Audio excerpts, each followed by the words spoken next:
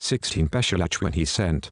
Beshalach, when he sent. Parashah 16 Beshalach, after he had let go. Torah Shmot, Exodus, 13:17 17:16. Haftarah Shof'tim, Judges, th 5:31, a, 5:131, s, Pirit Hadashah Luke 2:22-24.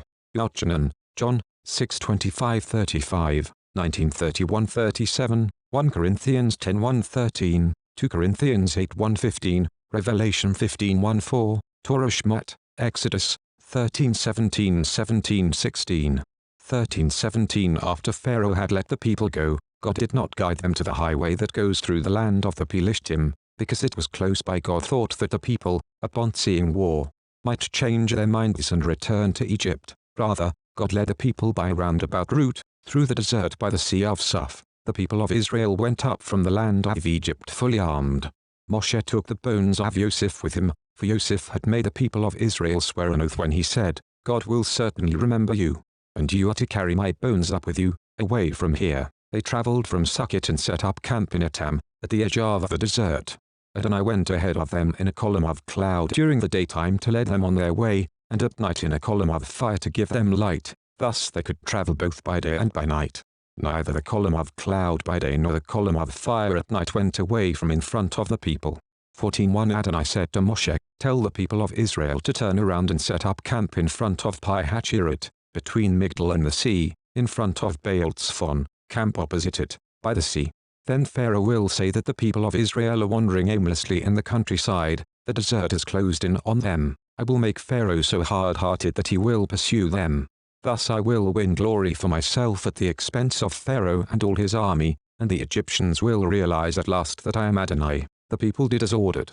When the king of Egypt was told that the people had fled, Pharaoh and his servants had a change of heart toward the people. They said, what have we done, letting Israel stop being our slaves? So he prepared his chariots and took his people with him. He took 600 first-quality chariots, as well as all the other chariots in Egypt, along with their commanders. Adonai made Pharaoh hard-hearted, and he pursued the people of Israel, as they left boldly.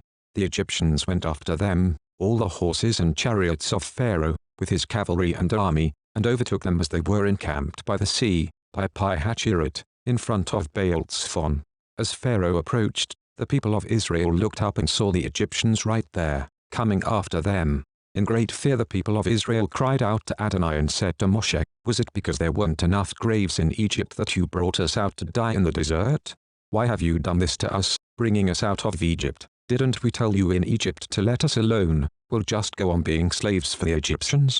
It would be better for us to be the Egyptian slaves than to die in the desert. Moshe answered the people, stop being so fearful, remain steady, and you will see how Adonai is going to save you. He will do it today. Today you have seen the Egyptians, but you will never see them again. Adonai will do battle for you. Just calm yourselves down. Adonai asked Moshe, why are you crying to me? Tell the people of Israel to go forward. Lift your staff, reach out with your hand over the sea, and divide it in two. The people of Israel will advance into the sea on dry ground. As for me, I will make the Egyptians hard-hearted, and they will march in after them. Thus I will win glory for myself at the expense of Pharaoh and all his army, chariots and cavalry. Then the Egyptians will realize that I am Adonai, when I have won myself glory at the expense of Pharaoh, his chariots and his cavalry. Next, the angel of God, who was going ahead of the camp of Israel, moved away and went behind them, and the column of cloud moved away from in front of them and stood behind them. It stationed itself between the camp of Egypt and the camp of Israel. There was cloud and darkness here, but light by night there, so that the one did not come near the other all night long. Moshe reached his hand out over the sea, and Adonai caused the sea to go back before a strong east wind all night. He made the sea become dry land, and its water was divided in two. Then the people of Israel went into the sea on the dry ground, with the water whirled up for them on their right and on their left. The Egyptians continued their pursuit, going after them into the sea all Pharaoh's horses, chariots and cavalry. Just before dawn, Adonai looked out on the Egyptian army through the column of fire and cloud and threw them into a panic. He caused the wheels of their chariots to break off, so that they could move only with difficulty. The Egyptians said, Adonai is fighting for Israel against the Egyptians, let's get away from them. Full stop. Adonai said to Moshe, reach your hand out over the sea, and the water will return and cover the Egyptians with their chariots and cavalry. Moshe reached his hand out over the sea, and by dawn the sea had returned to its former depth. The Egyptians tried to flee, but Adonai swept them into the sea. The water came back and covered all the chariots and cavalry of Pharaoh's army who had followed them into the sea. Not even one of them was left. But the people of Israel walked on dry ground in the sea, with the water whirled up for them on their right and on their left. On the day Adonai saved Israel from the Egyptians, Israel saw the Egyptians dead on the shore. 31 When Israel saw the mighty deed that Adonai had performed against the Egyptians, the people feared Adonai, and they believed in Adonai and in his servant Moshe. 15 Then Moshe and the people of Israel sang this song to Adonai. I will sing to Adonai, for he is highly exalted. The horse and its rider he threw in the sea. Yah is my strength and my sang, and he has become my salvation. This is my God, I will glorify him. My father's God, I will exalt him. Adonai is a warrior. Adonai is his name. Pharaoh's chariots and his army he hurled into the sea. His elite commanders were drowned in the sea of Suf. The deep waters covered them. They sank to the depths like a stone. Your right hand, Adonai, is sublimely powerful. Your right hand, Adonai, shatters the foe. By your great majesty you bring down your enemies. You send out your wrath to consume them like stubble. With the blast from your nostrils their waters piled up. The waters stood up like a wall. The depths of the sea became firm ground. The enemy said, I will pursue and overtake. Divide the spoil and gorge myself on them. I will draw my sword, my hand will destroy them. You blew with your wind, the sea covered them. They sank like lead in the mighty waters. Who is like you, Adonai, among the mighty? Who is like you, sublime in holiness, awesome in praises, working wonders? You reached out with your right hand. The earth swallowed them. In your love, you led a people you redeemed. In your strength, you guided them to your holy abode. The peoples have heard, and they tremble. Anguish takes hold of those living in Peleshot. Then the chiefs of Edom are dismayed. Trepidation seizes the heads of Moab. All those living in Canaan are melted away. Terror and dread fall on them. By the might of your arm they are still as stone, until your people pass over, Adonai. Till the people you purchased pass over, you will bring them in and plant them. On the mountain which is your heritage, the place, Adonai, that you made your abode, the sanctuary, Adonai, which your hands established, Adonai will reign forever and ever. For the horses of Pharaoh went with his chariots, and with his cavalry into the sea, but Adonai brought the sea waters back upon them, while the people of Israel walked on dry land.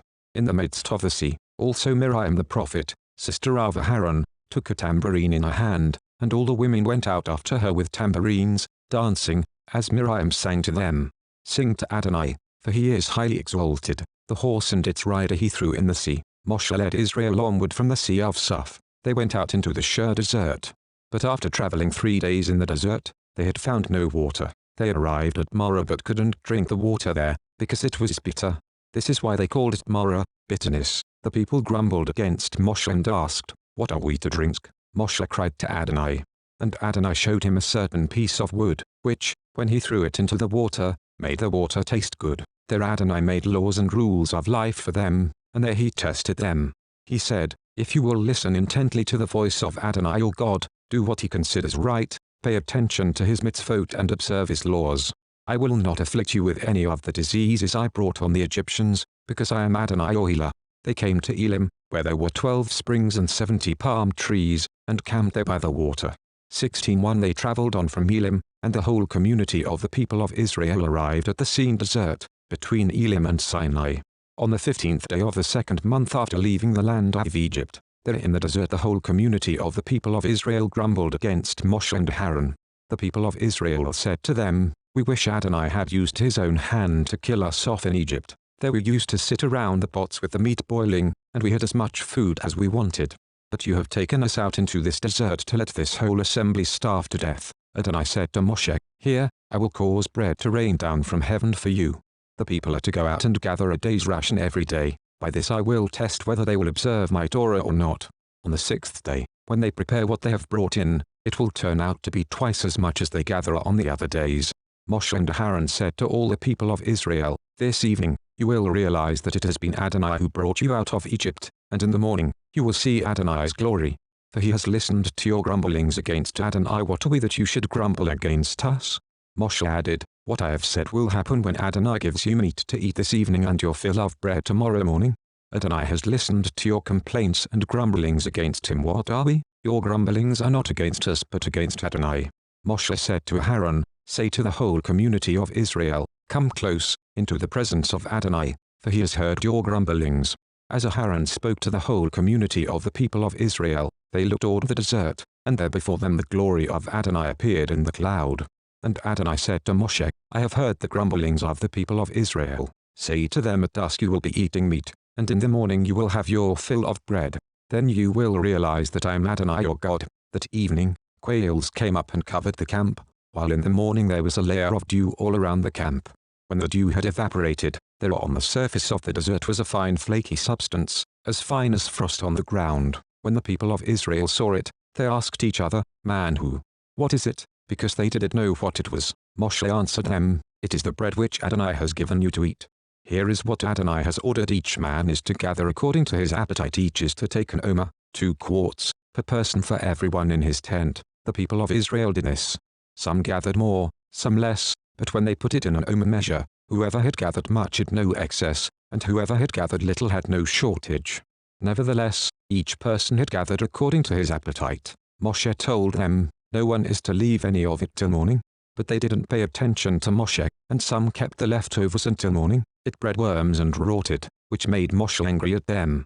So they gathered it morning after morning, each person according to his appetite. But as the sun grew hot, it melted. On the 6th day they gathered twice as much bread, 2 omers per person. And all the community leaders came and reported to Moshe. He told them, this is what Adonai has said: tomorrow is a holy Shabbat for Adonai. Bake what you want to bake, boil what you want to boil, and whatever is left over, set aside and keep for the morning. They set it aside till morning, as Moshe had ordered, and it didn't rot or have worms. Moshe said, today, eat that. Because today is a Shabbat for Adonai. Today you won't find it in the field. Gather it 6 days, but the 7th day is the Shabbat. On that day there won't be any. However, on the 7th day, some of the people went out to gather and found none. Adonai said to Moshe, how long will you refuse to observe my mitzvot and teachings? Look, Adonai has given you the Shabbat. This is why he is providing bread for 2 days on the 6th day. Each of you, stay where you are. No one is to leave his place on the 7th day. So the people rested on the 7th day. The people called the food manna. It was like coriander seed, white, and it tasted like honey cakes.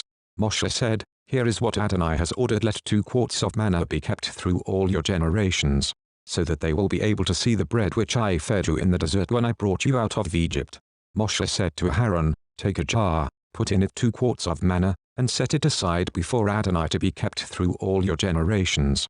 Just as Adonai ordered Moshe, Aaron set it aside before the testimony to be kept. The people of Israel ate manna for 40 years, until they came to an inhabited land.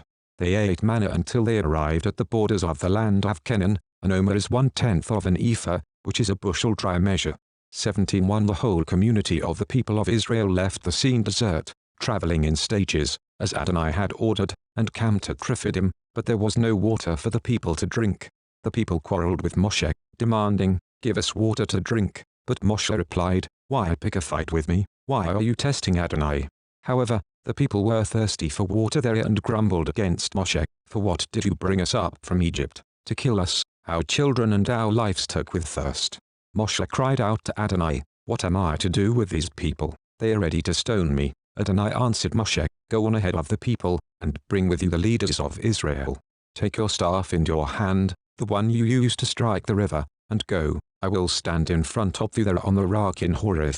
You are to strike the rock, and water will come out of it, so the people can drink. Moshe did this in the sight of the leaders of Israel. The place was named Massah, testing, and Meribah, quarreling, because of the quarreling of the people of Israel and because they tested Adonai by asking, is Adonai with us or not? Then Amalek came and fought with Israel at Rephidim. Moshe said to Joshua, choose men for us, go out, and fight with Amalek. Tomorrow I will stand on top of a hill with God's staff in my hand. Joshua did as Moshe had told him and fought with Amalek. Then Moshe, Aaron and Hur went up to the top of the hill. When Moshe raised his hand, Israel prevailed, but when he let it down, Amalek prevailed. However, Moshe's hands grew heavy, so they took a stone and put it under him, and he sat on it.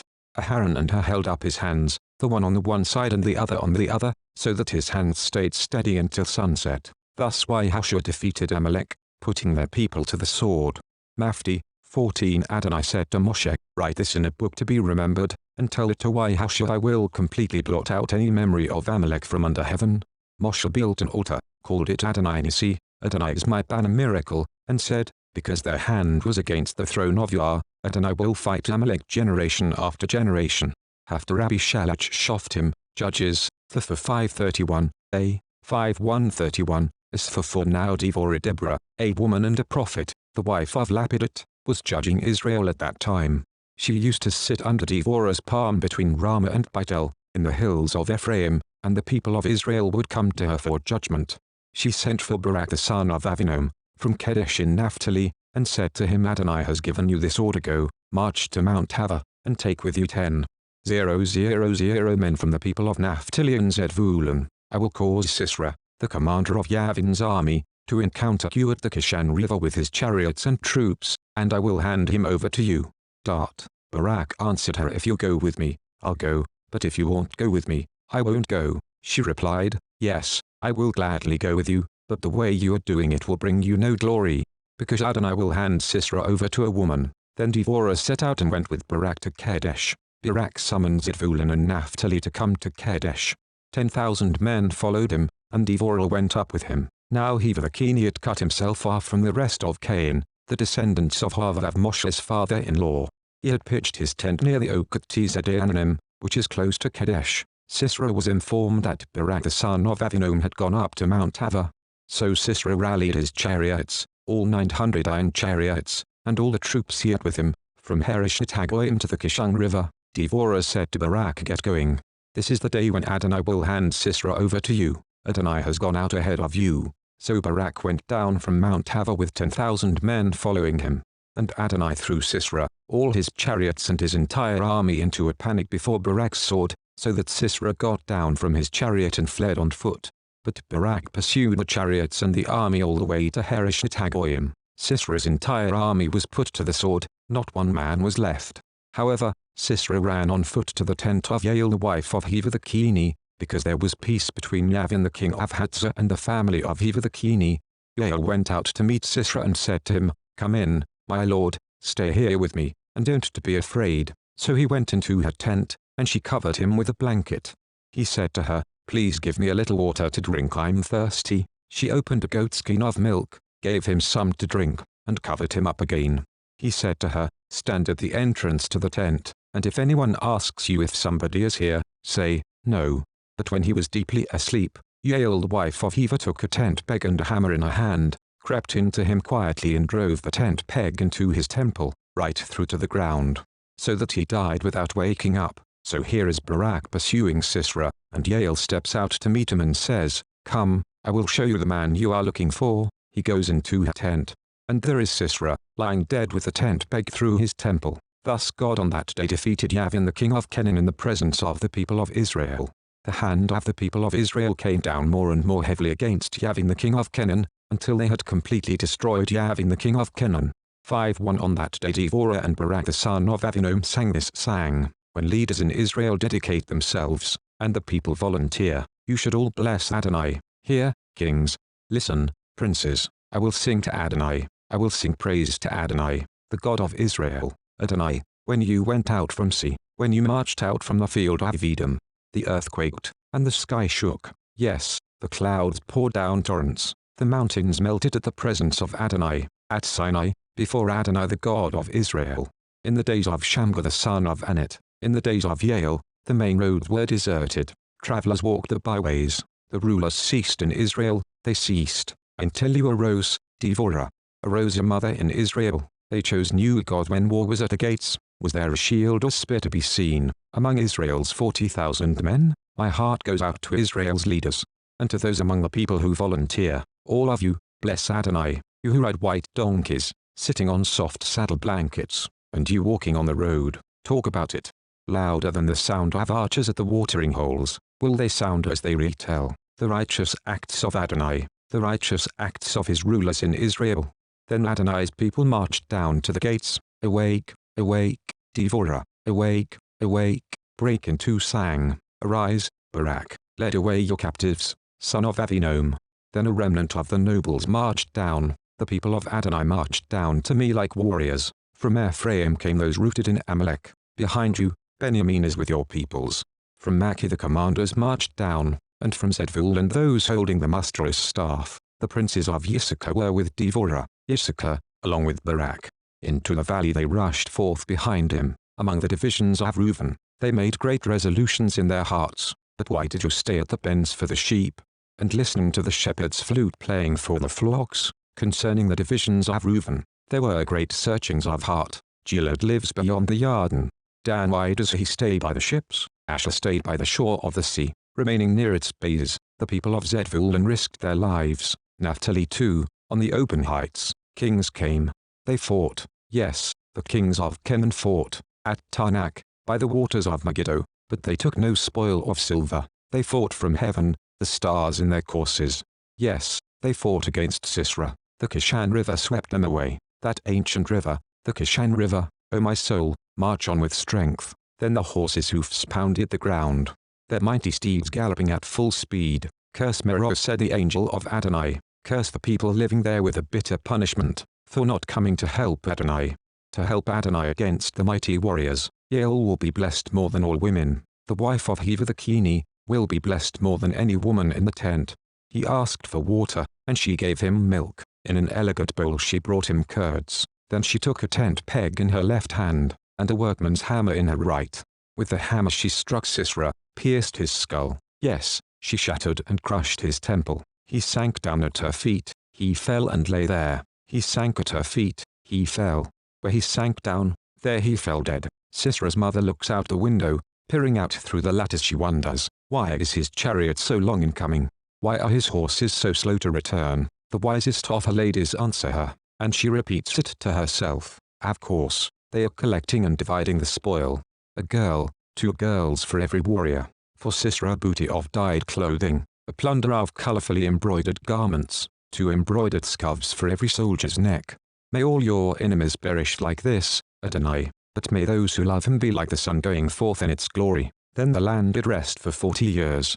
Pirit Hadashah suggested readings for Parashah Beshalach, Luke 2:22-24, Yochanan, John 6:25-35, 19:31-37, 1 Corinthians 10:1-13, 2 Corinthians 8:1-15, Revelation 15:1-4, Luke 2:22. When the time came for their purification according to the Torah of Moshe, they took him up to Jerusalem to present him to Adonai, as it is written in the Torah of Adonai.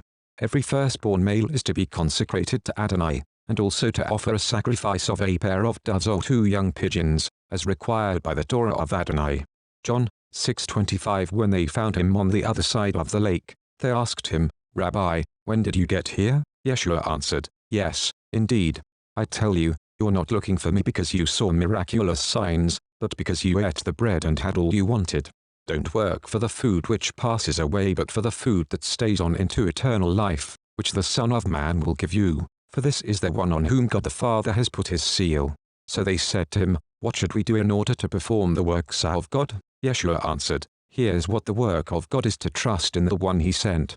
They asked him, So, what miraculous sign will you do for us, so that we may see it and trust you? What work will you perform? Our fathers ate manna in the desert, as it says in the Tanakh. He gave them bread from heaven to eat. Yeshua said to them, Yes, indeed. I tell you, it wasn't Moshe who gave you the bread from heaven, but my Father is giving you the genuine bread from heaven. For God's bread is the one who comes down out of heaven and gives life to the world. They said to him, Sir, give us this bread from now on. Yeshua answered, I am the bread which is life. Whoever comes to me will never go hungry, and whoever trusts in me will never be thirsty. John 19:31. It was preparation day, and the Judeans did not want the bodies to remain on the stake on Shabbat, since it was an especially important Shabbat. So they asked Pilate to have the legs broken and the bodies removed. The soldiers came and broke the legs of the first man who had been put on a stake beside Yeshua, then the legs of the other one. But when they got to Yeshua and saw that he was already dead, they didn't break his legs. However, one of the soldiers stabbed his side with a spear, and at once blood and water flowed out. The man who saw it has testified about it, and his testimony is true, and he knows that he tells the truth, so you too can trust. For these things happened in order to fulfill this passage of the Tanakh. Not one of his bones will be broken. And again, another passage says, They will look at him whom they have pierced. 1 Corinthians 10:1. Brothers, I don't want you to miss the significance of what happened to our fathers. All of them were guided by the pillar of cloud, and they all passed through the sea, and in connection with the cloud and with the sea they all immersed themselves into Moshe. Also they all ate the same food from the Spirit, and they all drank the same drink from the Spirit, for they drank from a Spirit-sent rock which followed them, and that rock was the Messiah. Yet with the majority of them God was not pleased, so their bodies were strewn across the desert. Now these things took place as prefigurative historical events, warning us not to set our hearts on evil things as they did. Don't be idolaters, as some of them were. As the Tanakh puts it, the people sat down to eat and drink, then got up to indulge in revelry. And let us not engage in sexual immorality, as some of them did, with the consequence that 23,000 died in a single day. And let us not put the Messiah to the test, as some of them did, and were destroyed by snakes. And don't grumble, as some of them did, and were destroyed by the destroying angel. These things happened to them as prefigurative historical events, and they were written down as a warning to us who are living in the Atrit Hayamim. Therefore, let anyone who thinks he is standing up be careful not to fall. No temptation has seized you beyond what people normally experience, and God can be trusted not to allow you to be tempted beyond what you can bear. On the contrary, along with the temptation He will also provide the way out, so that you will be able to endure. 2 Corinthians 8:1. Now, brothers, we must tell you about the grace God has given the congregations in Macedonia. Despite severe trials, and even though they are desperately poor, their joy has overflowed in a wealth of generosity. I tell you, they have not merely given according to their means, but of their own free will they have given beyond their means. They begged and pleaded with us for the privilege of sharing in this service for God's people. Also, they didn't do this in the way we had expected, but first they gave themselves to the Lord, which means, by God's will, to us. All this has led us to urge Titus to bring this same gracious gift to completion among you, since he has already made a beginning of it. Just as you excel in everything, in faith, in speech, in knowledge, in diligence of every kind, and in your love for us, see that you excel in this gift too. I am not issuing an order. Rather, I am testing the genuineness of your love against the diligence of others. For you know how generous our Lord Yeshua the Messiah was. For your sakes he impoverished himself, even though he was rich, so that he might make you rich by means of his poverty. As I say, in regard to this matter I am only giving an opinion. A year ago you were not only the first to take action but the first to want to do so. Now it will be to your advantage to finish what you started, so that your eagerness in wanting to commence the project may be matched by your eagerness to complete it.